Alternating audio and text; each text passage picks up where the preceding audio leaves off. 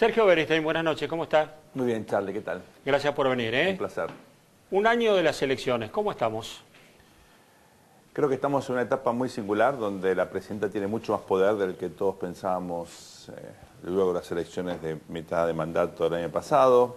Toda esta hipótesis de que ella iba a ser una presidenta débil y que el peronismo, los gobernadores, los sindicatos, la oposición iban a fijar la agenda quedó, creo yo, descartada, con una presidenta que utiliza los recursos de su oficina, del presidente. In extremis. In extremis. Muy hábilmente, con, también hay que decirlo, un conjunto de actores políticos emergentes, con muchas posibilidades de convertirse en dominantes a partir del año próximo, pero que aún están construyendo su base de poder, y esto tiene un componente territorial fundamental. Entonces vemos a los candidatos yendo a las provincias, enhebrando alianzas con distintos actores, y me parece que una sociedad que, por un lado, está viendo que hay un cambio en el corto plazo, y entonces está tal vez dispuesta a tolerar este periodo de 12, 14 meses, y un sector, yo creo, popular, trabajador, muy preocupado por la cuestión del desempleo, pero al mismo tiempo hay que tener en cuenta un dato significativo, y es que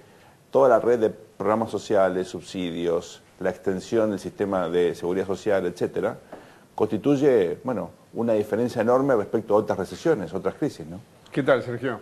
Muy bien, Pablo, ¿qué tal? Bien, yo veo que la presidenta está en una situación débil, que ella finge ser muy fuerte, cada tanto dice disparates, varios por semana. Los últimos que dijo fueron que la inseguridad es puro marketing, también dijo que los satélites no se drogan y cosas por el estilo, que no resisten el menor análisis, ¿no? No obstante, es cierto lo que vos decís, ella conserva su poder, por lo menos institucional o político-institucional, porque sigue sacando leyes express con las mayorías en diputados y en Algunas Senado. fundamentales, códigos, ¿no? Claro, y tiene los votos, sigue teniendo los votos, no se le fugan los diputados, no se le fugan los senadores, tampoco se le fugan los intendentes, y con los gobernadores, Hueretilnec de Río Negro amenazó, pero del resto están todos alineados. ¿Cuál es el secreto? El poder, Pablo, es una medida relativa, no absoluta. Vos sos poderoso en función de otro u otros, no en el vacío. Y si bien la presidenta tiene menos poder que en el 2011, luego de ganar con un resultado inédito, por lo impresionante, ¿no? La verdad es que sigue siendo una figura política con enormes recursos. Algunos derivan de la presidencia como institución, por ejemplo, el uso de los recursos fiscales, el uso de la iniciativa que tiene legislativa, y otros derivan de su liderazgo. Ella es una persona que está, me parece, firmemente aferrada al poder, está planificando quedarse en el poder, no irse. Le puede salir bien, regular o mal, pero su intención es influir. ¿Cómo planificarse quedarse? Si no puede quedarse. No puede quedarse como presidenta, pero puede quedarse como una figura influyente. ¿Jefa de la oposición? ¿O no? ¿O jefa del oficialismo? Bueno, o una de las jefas del oficialismo, o una persona influyente. Yo escuché una de mis fuentes más certeras en el oficialismo, recordando la famosa fórmula campo al gobierno, pero en el poder.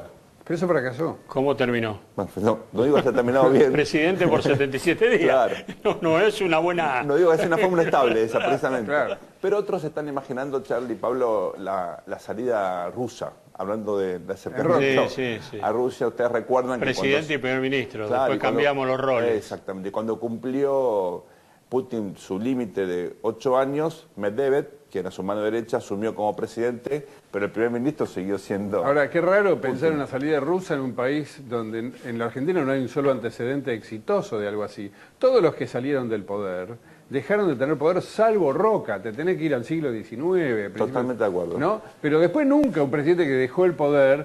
Duhalde conservó 2 años el peso en el Congreso y después... después lo echó Kirchner le dio una patada en el traste. Alfonsín recobró el prestigio, pero no el poder. Alfonsín recuperó el prestigio, y esa es una buena definición. No recuperó el poder, eso es cierto. Pero muchos ni siquiera recuperaron prestigio, ¿no? Claro, Está bien, pero ¿no está amenazado el prestigio de la presidenta con las cosas que están pasando? Digo, Vudú, Lázaro Báez, tener que salir a aclarar el jefe de la FIC que tienen lazos comerciales, pero no son socios. Suena medio Me parece desentonado. que ese es el capítulo más significativo, y si uno tuviera que entender por qué el gobierno está girando otra vez pragmáticamente hacia el arreglo con los holdouts, hacia apoyar la candidatura de Scioli, me parece que la preocupación por la corrupción es el motivo más significativo, tal vez no el único, ¿eh? ¿La oposición es alternativa o todavía no? El tema es que la oposición es un concepto muy amplio que encierra una multiplicidad de actores. Los partidos opositores. Claro. Ahí yo tengo una duda. Charlie, ¿tenemos partidos o tenemos dirigentes? Dirigentes. Claro, porque tenemos, yo creo, partidos como el radicalismo que no tienen aún dirigentes de la envergadura de un Massa o un Macri en términos de competitividad electoral, y tenemos dirigentes como estos últimos que no tienen una base, una red de apoyo partidaria, sobre todo en el interior, que les permita, bueno, consolidar su candidatura, si hay que decirlo, esto no habla bien de la Argentina, fiscalizar.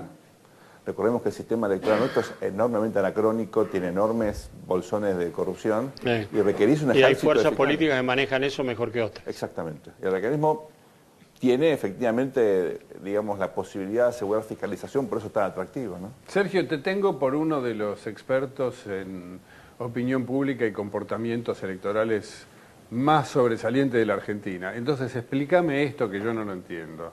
El relato kirchnerista cruje cada vez más. A veces es delirante, ¿no? Por ejemplo, en el tema de derechos humanos, con la defensa a ultranza del general Milani, en el tema del Código Civil Penal, con esta bomba de humo que fueron los extranjeros, de perseguir a los extranjeros que delinquen, y en el fondo parece ser que se está protegiendo vía fiscales a los funcionarios corrompidos.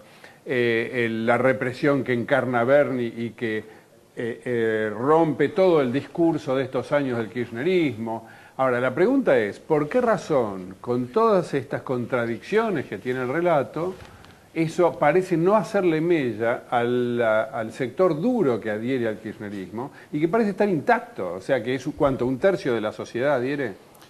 Bueno, coincido con vos, es que esto es un desafío para el análisis, ¿no? Definir núcleo duro es interesante porque no es lo mismo núcleo duro que voto. El kirchnerismo sacó 30% de las últimas elecciones, podría sacar tal vez un resultado similar o con el orden del 30, el tercio de la población en las próximas elecciones, no sabemos. Pero lo cierto es que cuando uno ve la historia del kirchnerismo del 2003 a hoy, claramente hay un núcleo muy duro que fue creciendo a lo largo de estos años, sobre todo en la medida que el kirchnerismo adquirió ideológicamente connotaciones un poquito más definidas. Esto fue a partir del conflicto con el campo. Si bien la cuestión de derechos humanos arrancó antes, creo que desde el punto de vista de, digamos, las ganas de pelear, de aferrarse a poder, de constituirse en un grupo tan abrasivo y tan confrontacional, fue a partir del conflicto con el campo. Una derrota. Claro, con la derrota con el campo. campo. Fue una derrota. Sí. Pero muchas veces la derrota fortalece más que la victoria. Sí, no, está bien, fue una derrota. Sí, yo no te objeto, no.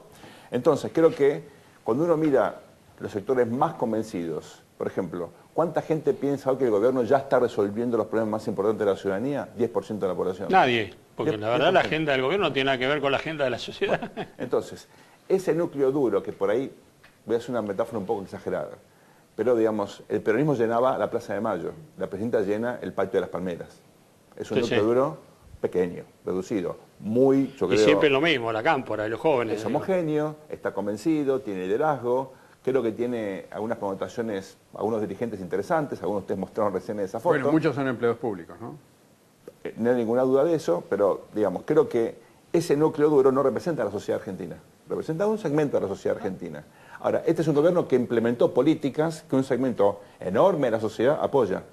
YPF, la asignación los planes sociales, claro. En general, las políticas digamos, que reconocen derechos humanos, los nuevos derechos, matrimonio igualitario, que sería necio negarlo. Entonces, una cosa es el núcleo duro y otra cosa es la sociedad que dice, bueno, balanceamos. Hay muchas cosas que no me gustan, inseguridad, inflación, desempleo, corrupción, estilo autoritario de la presidenta, pero, bueno, y en el pero aparecen un listado de elementos, algunos materiales, me fue bien, cambié el auto, me fui de vacaciones, o a veces simbólicos o de derechos, que conforman una cosa un poquito más matizada.